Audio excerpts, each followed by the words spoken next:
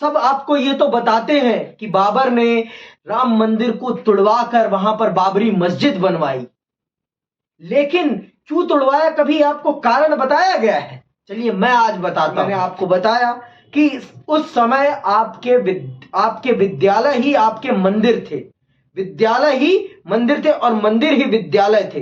तो आपकी चिंतनशीलता को समाप्त करने के लिए, आपको अपनी संस्कृति में परिवर्तित करने के लिए, मंदिरों से हटाकर मदरसों पे लाने के लिए ही मंदिरों को तोड़ा गया, जिससे कि आप उनकी संस्कृति को, उनकी भाषा को और उनके धर्म की तरफ ज्यादा रुझान आए आपका, और आप उनके धर्म में परिवर्तित होते चले जाएं। ये था मूल उद्देश्य। राम मंदिर बहुत अच्छा है, बन रहा है, लेकिन हमारे देश के मुसलमानों को यह भी बताना बहुत जरूरी है।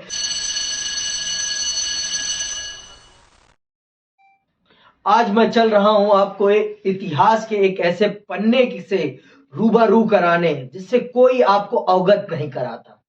आप ये जानिए कि इतिहास एक ऐसा विषय है जो इंसान की हकीकत को शीशे के समान एकदम साफ साफ दिखाता है। सब आपको ये तो बताते हैं कि बाबर ने राम मंदिर को तुड़वाकर वहां पर बाबरी मस्जिद बनवाई, लेकिन क्यों तुड़वाया कभी आपको कारण बताया गया है? चलिए मैं आज बताता हूं।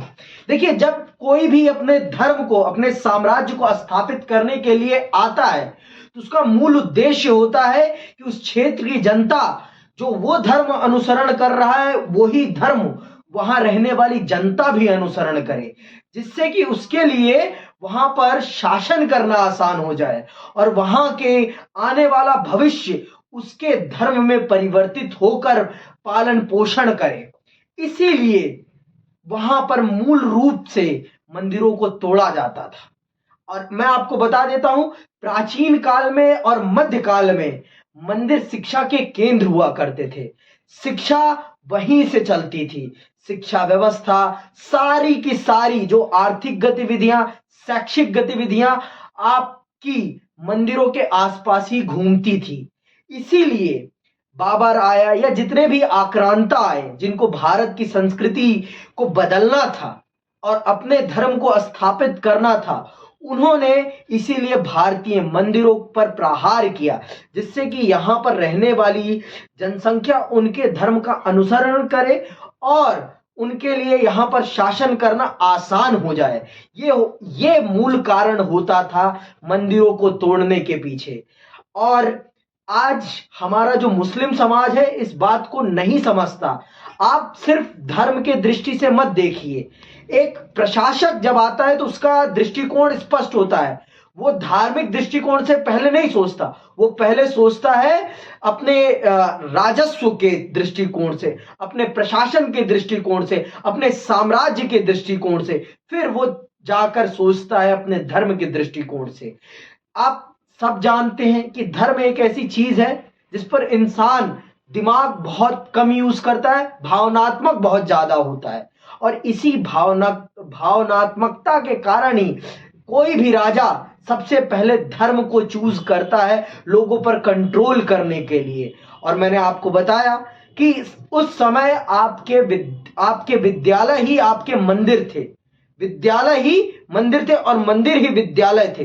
तो आपकी चिंतनशीलता को समाप्त करने के लिए, आपको अपनी संस्कृति में परिवर्तित करने के लिए, मंदिरों से हटाकर मदरसों पे लाने के लिए ही मंदिरों को तोड़ा गया, जिससे कि आप उनकी संस्कृति को, उनकी भाषा को और उनके धर्म की तरफ ज्यादा रुझान आए आपका, और आप उनके धर्म में परिवर्तित होते चले जाएं। ये था मूल उद्देश्य। राम मंदिर बहुत अच्छा है, बन रहा है, लेकिन हमारे देश के मुसलमानों को यह भी बताना बहुत जरूरी है कि वो जो आए हैं वो आक्रांता हैं। हां, मैं मानता हूं अकबर बहुत अच्छा राजा था, अकबर प्रशासनिक दृष्टिकोण से बहुत अच्छा राजा था, और आपका शाहजहां भी एक अच्छा राजा था। लेकिन आप कहिए कि औरंगजेब एक अच्छा राजा था, तो मैं कभी भी इसके लिए आपको नहीं कहूंगा कि आप उसे एक अच्छा राजा मानिए, क्योंकि वो एक क्रूर राजा था जिसने अपने पिता को भी प्यासे रख के मारा है, अपने खुद के भाई को मार दिया है। तो आप उसे अच्छा राजा माने ये मैं कदापि स्वीकार नहीं करूंगा, क्योंकि एक राजा का मतलब होता है अपनी प्रजा का ध्यान रखना, अपनी प्रजा के सुख दुख को समझना और उसके हिसाब से काम करना, ना कि अपनी इच्छाओं की पूर्ति के लिए समाज का विनाश करते चले जाना। ये एक राजा का कर्तव्य नहीं होता। एक वास्तविक राजा सिर्फ प्रभु श्री राम और प्रभु श्री कृष्ण ही थे, जिन्होंने समाज के हर क्षेत्र का कल्याण किया और हर वर्ग के बारे में सोचा।